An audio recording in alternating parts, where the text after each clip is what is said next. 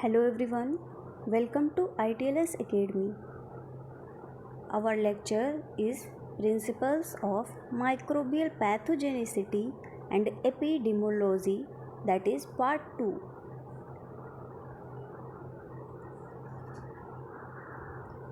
First of all, we are going to discuss manifestation of disease. Once established, the course of bacterial infection can proceed in a number of ways. These can be related to the relative ability of the organism to penetrate and invade surrounding tissues and organs. The vast majority of pathogens being unable to combat the defenses of the deeper tissues consolidate further on the epithelial surface.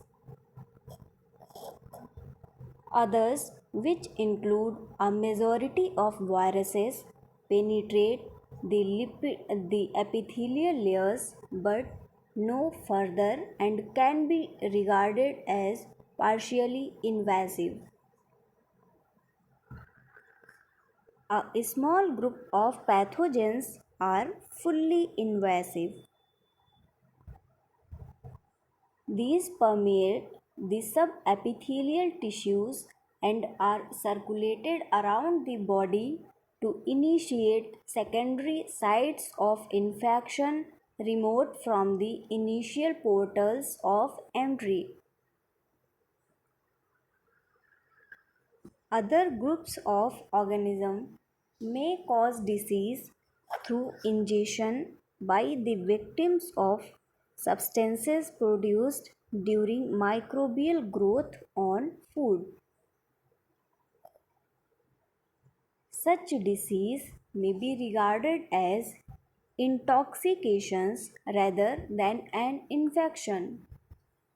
Treatment in these cases is usually an alleviation of the harmful effects of the toxin rather than elimination of the pathogen from the body.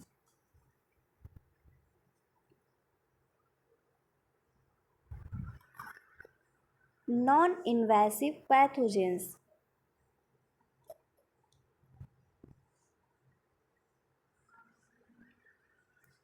Bordetella pertussis, the etiological agent of whooping cough, is probably the best described of these pathogens, that is, non-invasive pathogens.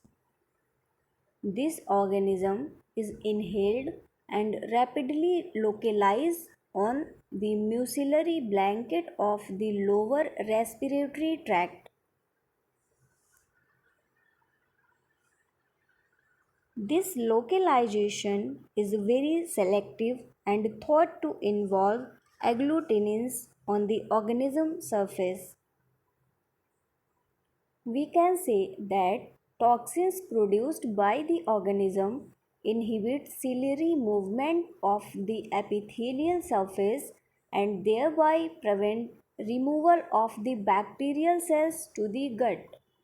A high molecular weight exotoxin is also produced during the growth of the organism, which, being of limited diffusibility, pervades the subepithelial tissues to produce inflammation and necrosis.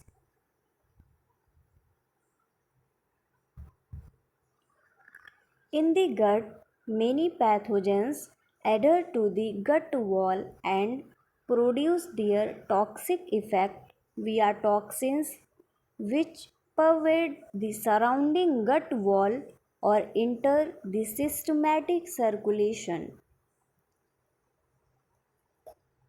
For example, Vibrio cholerae and some enteropathic E. coli strains localized on the gut wall and produce toxins which increase vascular permeability. The end result is a hypersecretion of isotonic fluids into the gut lumen, acute diarrhea, and consequent dehydration, which may be fatal in juvenile and the elderly.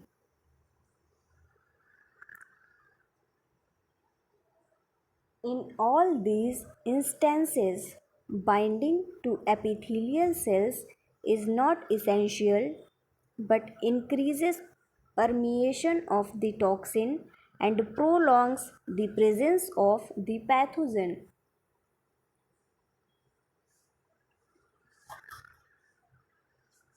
Partially invasive pathogens.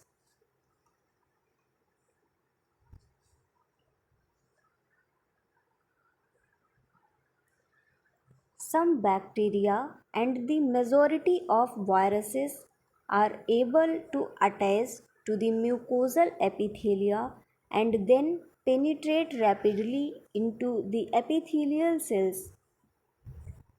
These organisms multiply within the protective environment of the host cell, eventually killing it and inducing disease through erosion and ulceration of the mucosal epithelium. Typically, members of the genera Shigella and Salmonella utilize such mechanism.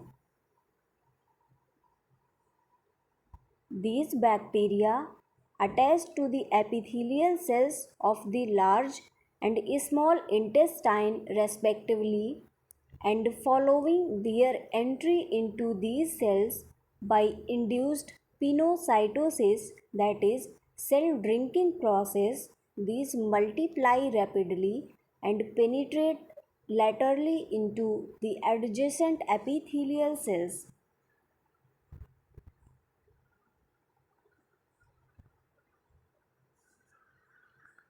There are innumerable species and serotypes of Salmonella. These are primarily parasites of animals but are important to humans in that they colonize from animals such as pigs and poultry and ultimately infect such food. Some species of the Salmonella produce in addition exotoxins which induce diarrhea.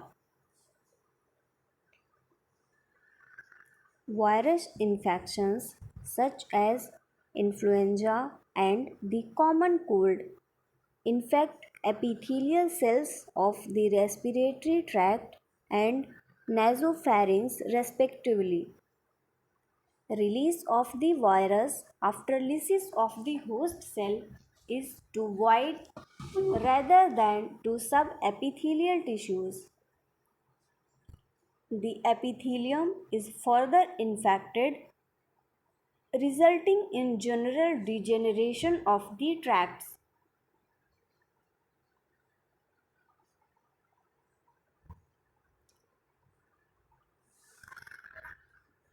Invasive pathogens. Invasive pathogens either aggressively invade the tissue surrounding the primary site of infection or are passively transported around the body in the blood, lymph, cerebrospinal fluid, or pleural fluids. Some especially aggressive organisms do both, that is, setting up a number of expensive secondary sites of infection in various organs.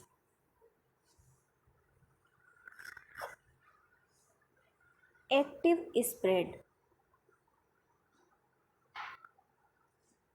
Active spread of microorganism through normal subepithelial tissues is difficult in the gel-like nature of the intracellular materials physically inhibit bacterial movement induced Death and lysis of the tissue cells, in addition, produces a highly viscous fluid partially due to undenatured DNA.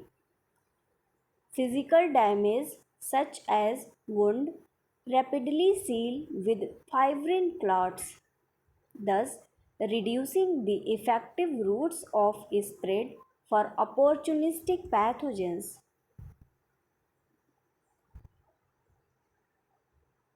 So let's start with active spread. Hemolysins are produced by most of the pathogenic staphylococci and streptococci. They have a little lytic effect on the red blood cells, releasing iron containing nutrients. Fibrinolysins are produced by both staphylococci, that is staphylokinase, and streptococci, that is streptokinase. These toxins dissolve fibrin clots formed by the host around wounds and lesions to seal them by indirect inactivation of plasminogen, thereby increasing the likelihood of organism spread.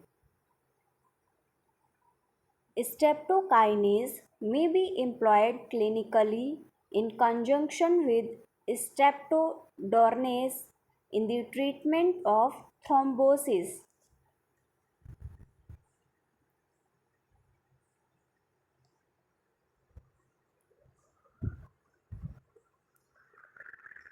Collagenases and hyaluronidases are produced by most of the aggressive invaders.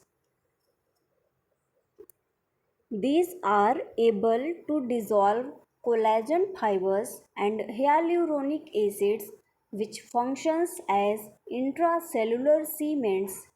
Their loss causes the tissues to break up and produce oedomatous lesions.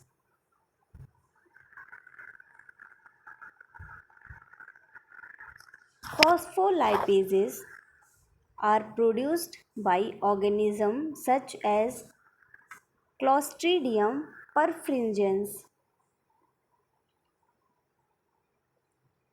These kill tissue cells by hydrolyzing phospholipids present in cell membranes. Amylases, peptidases, and deoxyribonuclease mobilize many nutrients that are released from lysed cell. They also decrease the viscosity of fluids present at the lesion by depolymerization of their biopolymer substrates. Passive spread.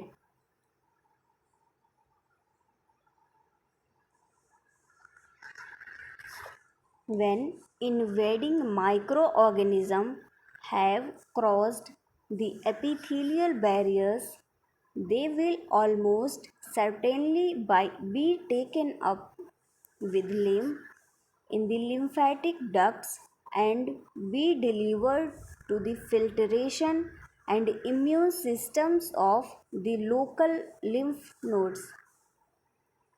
Sometimes this serves to spread infections further around the body. Eventually, spread may occur from local to regional lymph nodes and hence to the blood stream.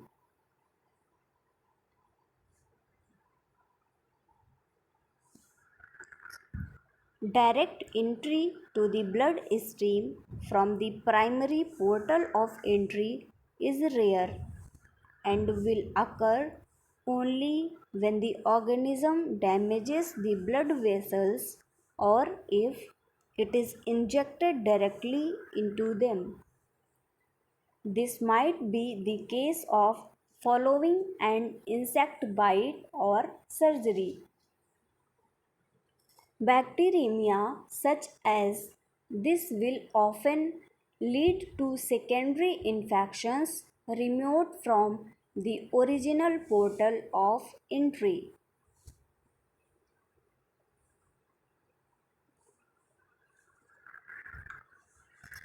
Damage to tissues.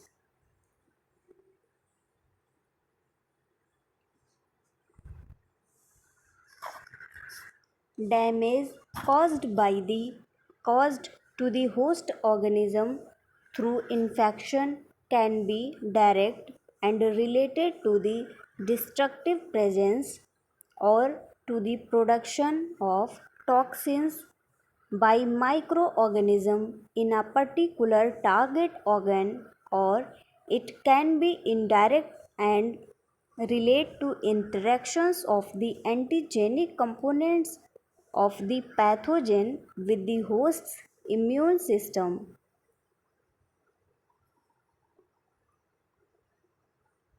Effects can therefore be closely related to or remote from the target organ.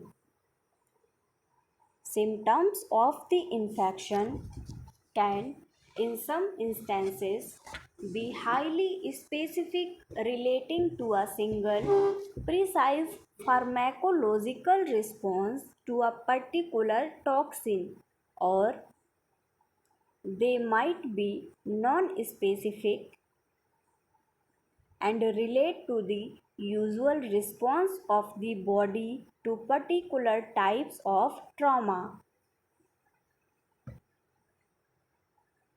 Damage induced by infection will therefore be considered in these categories.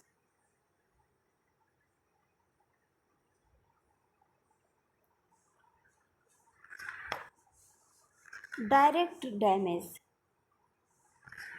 Specific effects.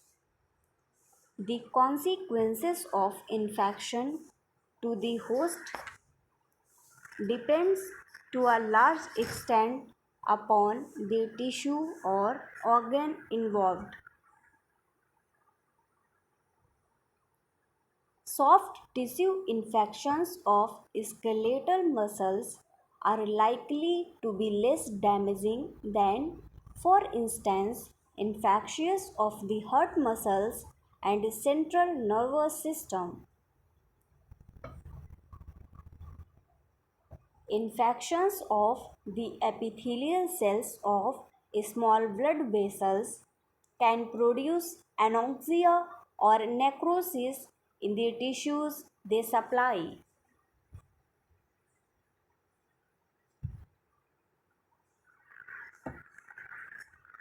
Cells and tissue damage is generally the result of the direct local action by the microorganism, usually concerning action at cell membranes. The target cells are usually phagocytic cells and are generally killed by Brucella listeria mycobacterium. Interference with membrane functions through the action of enzymes such as phospholipase cause the affected cells to leak. When lysosomal membrane are affected, then lysosomal enzyme such as phospholipase causes the affected cells to leak.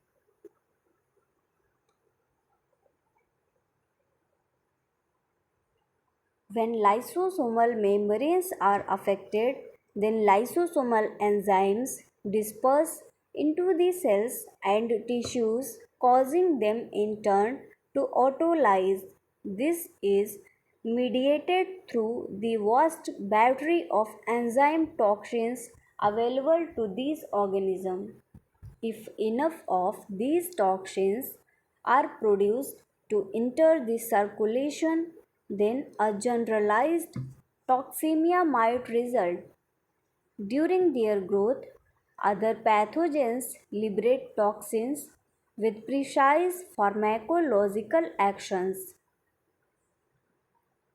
Diseases mediated in this manner include diphtheria, tetanus, and scarlet fever.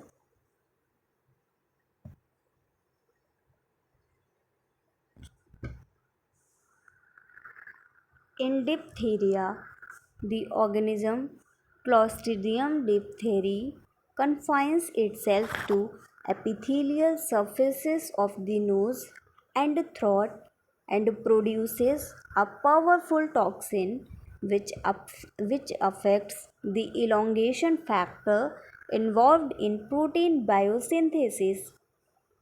We can say that the heart and peripheral nerves are particularly affected, resulting in myocarditis, that is, the inflammation of the myocardium, and neuritis, that is, inflammation of a nerve.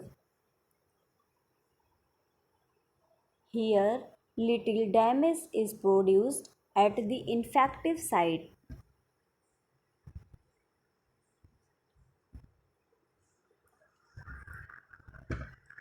Non-specific effects.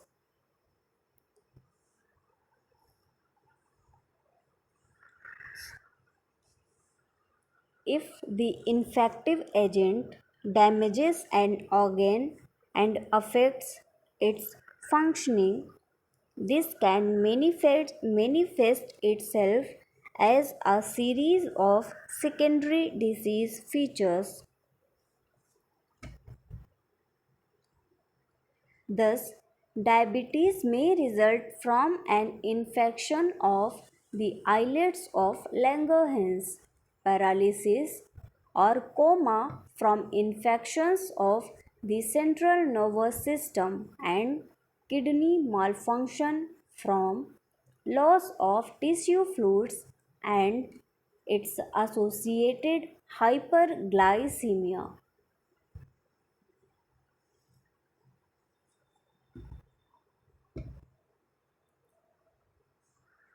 In this respect, virus infections almost inevitable results in the death and lysis of the host cell. This will result in some loss of function by the target organ.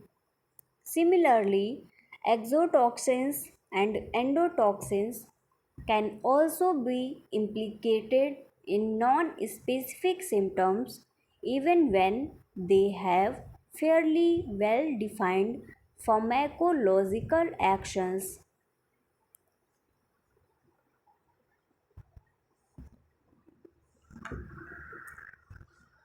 Symptomologically, there is little difference between these conditions and food poisoning induced by ingestion of staphylococcal enterotoxin. The latter toxin is formed by the organism during their growth or infected food substances and is absorbed actively from the gut. It acts not at the epithelial cells of the gut but at the vomiting center of the central nervous system, causing nausea, vomiting, and diarrhea within 6 hours.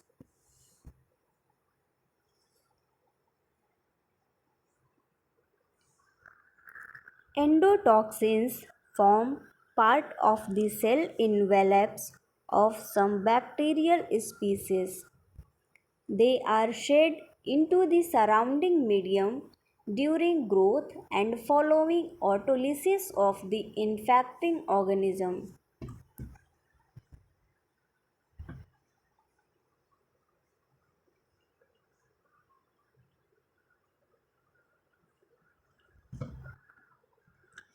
Next is indirect damage.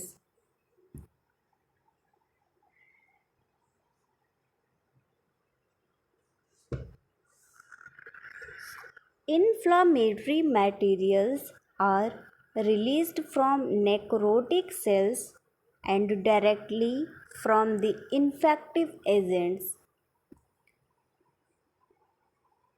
It is not always clear to what extent these can be related to actions by the host or by the pathogen.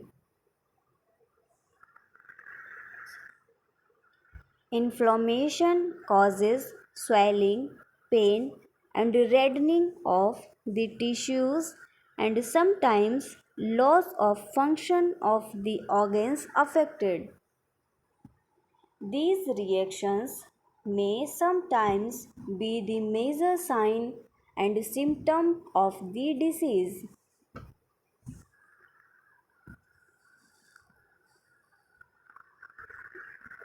Many microorganisms minimize the effects of the host's defense system against them by mimicking the antigenic structure of the host tissue. The eventual immunological response of the host to infection then leads to the autoimmune destruction of itself.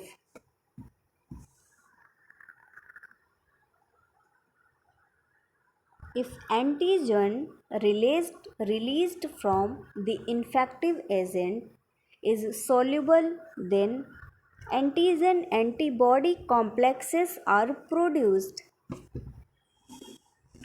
When antibody is present at a concentration equal to or greater than the antigen, such as in the case of an immune host, then these complexes precipitate and are removed by macrophages present in the lymph nodes.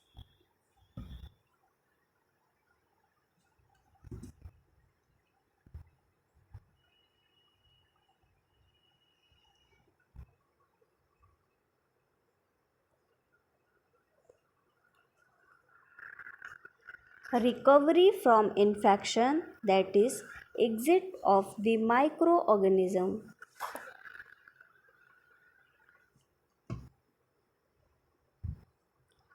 The primary requirement for recovery is that multiplication of the infective agent is brought under control, that it ceases to spread around the body, and that the damaging consequences of its presence are arrested and repaired. Such control and recovery are brought about by the combined functioning of the phagocytic, immune, and complement systems. A successful pathogen will not seriously debilitate its host, rather, the continued existence of the host must be ensured in order to maximize the dissemination of the pathogen within the host population. Ideally, the organism must persist within the host for the remainder of its lifespan and be constantly released to the environment. Where the infective agent is an obligate pathogen, a means must exist must exist for it to infect other individuals before its eradication from the host organism.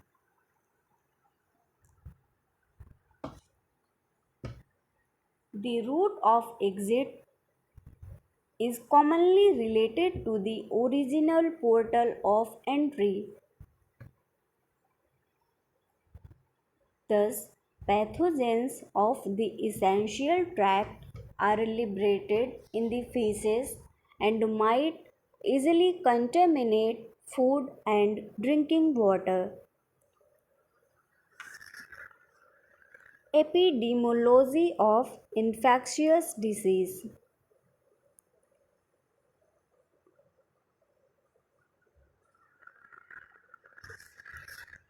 Spread of a microbial disease through a population of individuals can be considered as vertical, that is, transferred from one generation to another, or horizontal, that is, transfer occurring within genetically unrelated groups. The latter can be divided into common source outbreaks relating to infection of a number of susceptible individuals from a single reservoir of the infective agents.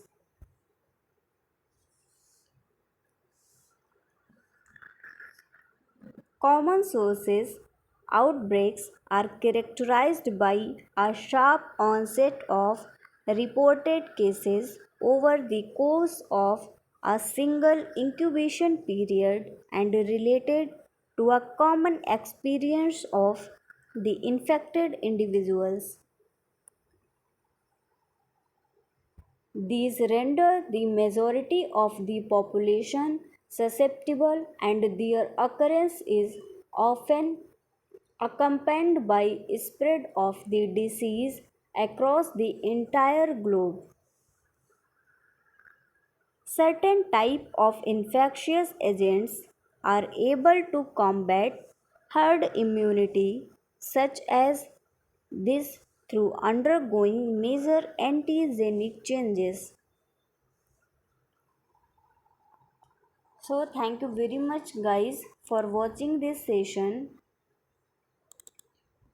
This was the second part of the principles of microbial pathogenicity and epidemiology. We have covered all the major topics related to this particular lesson. We will continue with our next lecture, that is manufacture of antibiotics. So wait for the next lesson, and thank you very much for watching this session. You can subscribe ITLS Academy on YouTube, and you can also get its app on Google Play Store. Thank you.